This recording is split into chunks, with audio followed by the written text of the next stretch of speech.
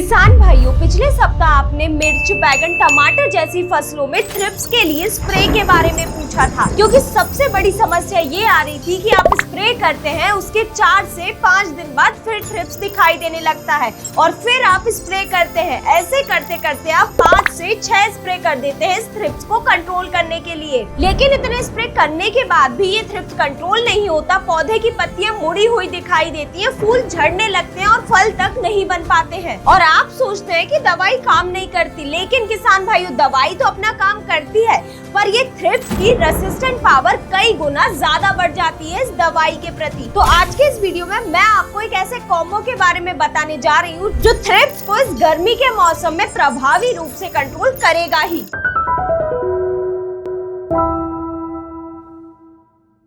नमस्कार किसान भाइयों, स्वागत है आपका कात्यायनी ऑर्गेनिक्स के यूट्यूब चैनल में। तो चलिए बिना देरी करे इस वीडियो को शुरू करते हैं और सबसे पहले इस थ्रिप्स के बारे में समझते हैं कि ये इतना खतरनाक क्यों है। तो किसान भाइयों, ये थ्रिप्स बहुत ही छोटा सा एक रस चूसक कीट होता है जो कि आंखों से देखने पर बड़ी मुश्किल से ही दिखाई देता है। ये पौधे की पत्तियों पर बैठकर उनका रस चूसता है, फूलों के अंदर और नई कलियों के अंदर छिप कर रस चूसते रहता है। और जैसे कि ये फूलों के अंदर और नई कलियों के अंदर छुप कर रस चूसते रहता है, तो स्प्रे करने के बावजूद भी ये कई बार जिंदा बच जाता है और पूरी तरह सुरक्षित रहता है और पौधे को नुकसान पहुंचाता है। और इस मौसम में तो ये थ्रिप्स की लाइफ साइकिल और भी तेज होती है। ये 10 से 15 दिन में अपनी नई पीढ़ी तैयार कर लेते हैं और फिर चाहे आप कितने ही स्प्रे करते रहो, इनको कंट्रोल कर पाना बहुत ही मुश्किल है। और वही अब बात करें इस थ्रिप्स को कंट्रोल करते समय होने वाली सबसे बड़ी गलती की, तो जब भी आप केमिकल कीटनाशक का स्प्रे करते हो इस थ्रिप्स को कंट्रोल करने के लिए, तो आप थोड़े थोड़े दिन के अंतराल पर एक के बाद एक स्प्रे करते जाते हैं, जिससे इस थ्रिप्स की रेसिस्टेंट पावर कई गुना ज्यादा बढ़ जाती है केमिकल कीटनाशक के प्रति। जो केमिकल कीटनाशक पहले इस थ्रिप्स का दुश्मन था,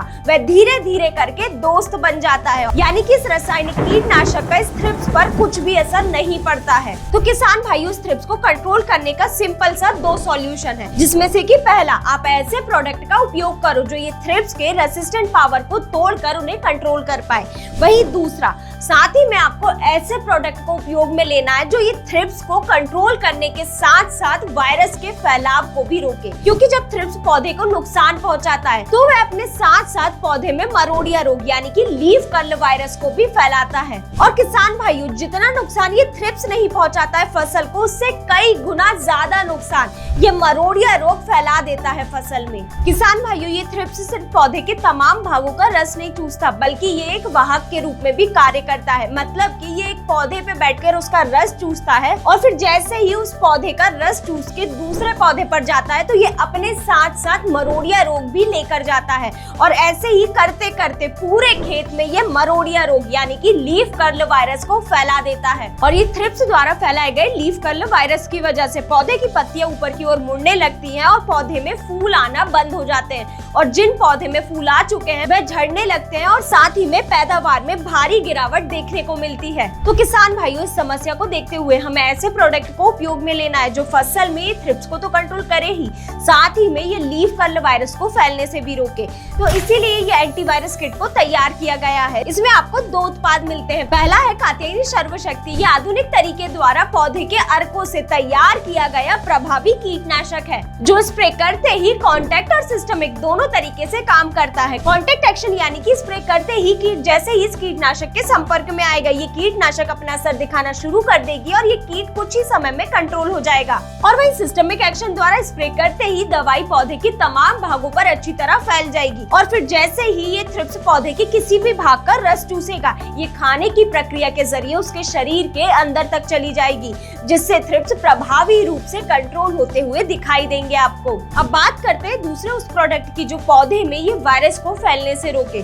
वही है ये कात्यायनी एंटीवायरस। ये 100% ओरिजिनल पौधे के अर्कों द्वारा तैयार किया गया है, जो कि पौधे के अंदर वायरस के फैलाव को प्रभावी रूप से कंट्रोल करता है। और इसकी सबसे खास बात तो ये है कि ये पौधे के अंदर मौजूद वायरस को आगे फैलने से तो रोकता ही है और साथ ही में आगे चलकर होने वाले वायरस अटैक को भी खत्म कर देता है, जिससे पौधे में जो भी नई पत्तियां आती हैं वह स्वस्थ और हरी भरी रहती हैं। और यही कारण है कि आज 10 लाख से ज्यादा किसान अपनी मिर्च, टमाटर, बैगन जैसी तमाम फसलों में ये लीफ कर्ल वायरस को कंट्रोल करने के लिए अपनी फसल में इस एंटीवायरस को उपयोग कर रहे हैं। और वहीं इसके डोज की बात की जाए तो आप इसे 500 मिलीलीटर प्रति एकड़ के हिसाब से उपयोग में लें। तो किसान भाइयों, अगर आप ये कात्यायनी सर्वशक्ति और एंटीवायरस को मिलाकर स्प्रे करते हैं तो सबसे पहले तो ये सर्वशक्ति द्वारा पौधे में ये थ्रिप्स प्रभावी रूप से कंट्रोल होगा और साथ ही में थ्रिप्स जैसे तमाम प्रकार के रस चूसक कीट भी प्रभावी रूप से कंट्रोल होते हुए दिखाई देंगे। और वहीं साथ में ये एंटीवायरस को उपयोग में लेने से ये थ्रिप्स और रस चूसक कीटों द्वारा जो भी फैलाया गया लीफ कर्ल वायरस है,